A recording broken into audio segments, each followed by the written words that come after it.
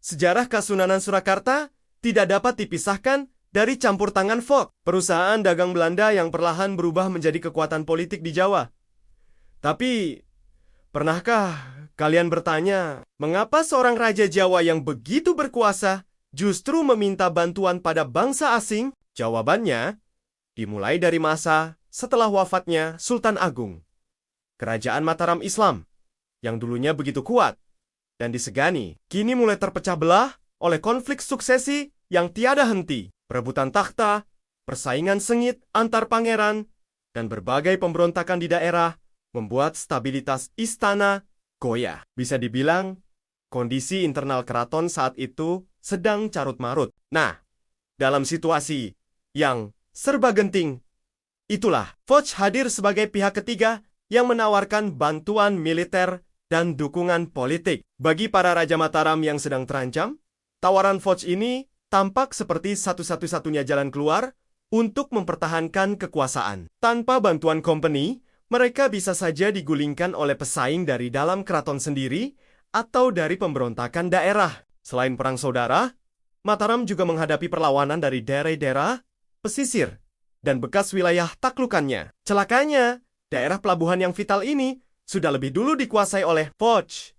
Ini membuat Mataram kesulitan mengirim pasukan dan logistik ke wilayah pesisir. Mau tidak mau, Foch menjadi kekuatan yang tak bisa diabaikan dalam peta politik Jawa.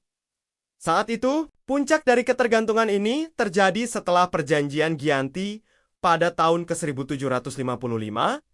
Perjanjian ini secara resmi memecah Mataram menjadi dua, yaitu Kasunanan Surakarta dan Kesultanan Yogyakarta. Pembagian ini tidak hanya melemahkan kekuasaan kedua istana, tetapi juga menempatkan mereka di bawah pengawasan ketat Foch sebagai penengah. Sejak saat itu, Kasunanan Surakarta tidak dapat mengambil langkah strategis tanpa mempertimbangkan kepentingan company. Foch dengan cerdik memainkan strategi pecah belah atau divide et impera. Mereka memastikan keraton akan selalu bergantung pada mereka. Setiap kali ada konflik suksesi, setiap kali ada pemberontakan, dan dalam setiap perundingan penting, Belanda selalu ikut campur. Meskipun raja masih memerintah secara simbolis, kekuasaan yang sesungguhnya perlahan-lahan bergeser ke tangan Foch.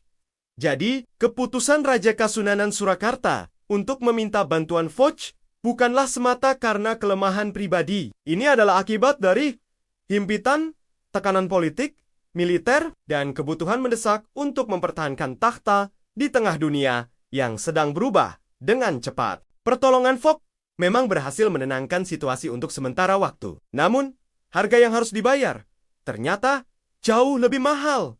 Hilangnya kedaulatan, ketergantungan politik yang mendalam, dan cengkraman kolonial yang semakin kuat di tanah Jawa. Sejarah pun mencatat, Keraton Surakarta memang tetap berdiri kokoh. Tetapi, beyang-beyang company tak pernah jauh dari temboknya. Itulah sedikit cerita kelam di balik hubungan antara Surakarta dan Foch.